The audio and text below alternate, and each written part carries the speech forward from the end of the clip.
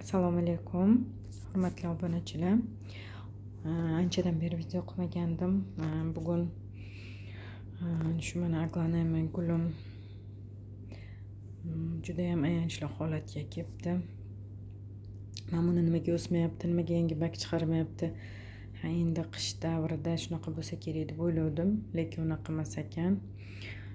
Afsuski, gulimga juda ham qo'rqinchli mana bunaqa. Ko'rasizlar, bular hasharot qanaqadir o'q.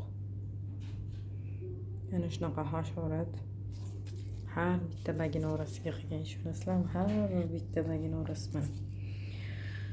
Mana qaranglar. Bularni orasini ochib, endi bularni обработка qilishimiz kerak bo'ladi.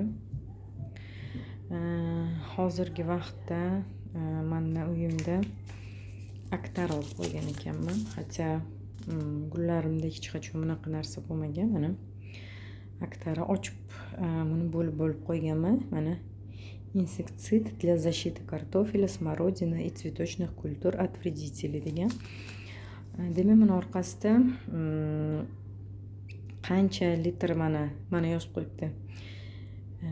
Горшочные цветочные растениyaga demak 1 grammi 10 litr suv degan. Demak, men YouTube'da qanaqadir bir video ko'rdimki, shu 2,5 litr suvga nechtaga bo'lib qilish. Mana o'zim mana shu dan foydalangan holatda o'zimga shunaqa tayinlab olganman.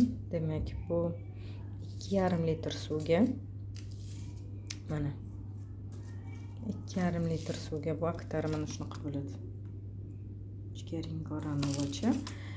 Mana bu 1 grammini 10 litr suvga qilganman. Va shu 1 gramni 4 ga bo'lib 2,5 litr suvga tayyor mana shunaqa o'zimga oson bo'lish uchun tayyorlab qo'yganman.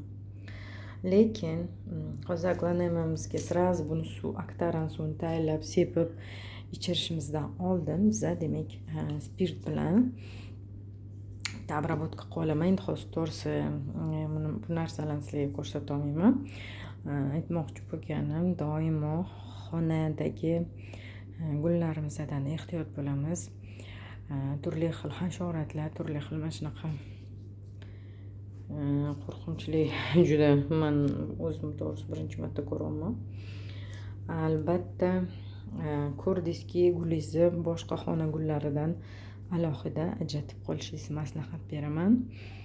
Endi nasib qilsa hozir обработка qilib spirt bilan, aktara bilan sug'orib, sepib, nasib qilsa 10 kunlardan keyin men sizlarga natijasini qayta video qilishga harakat qilaman.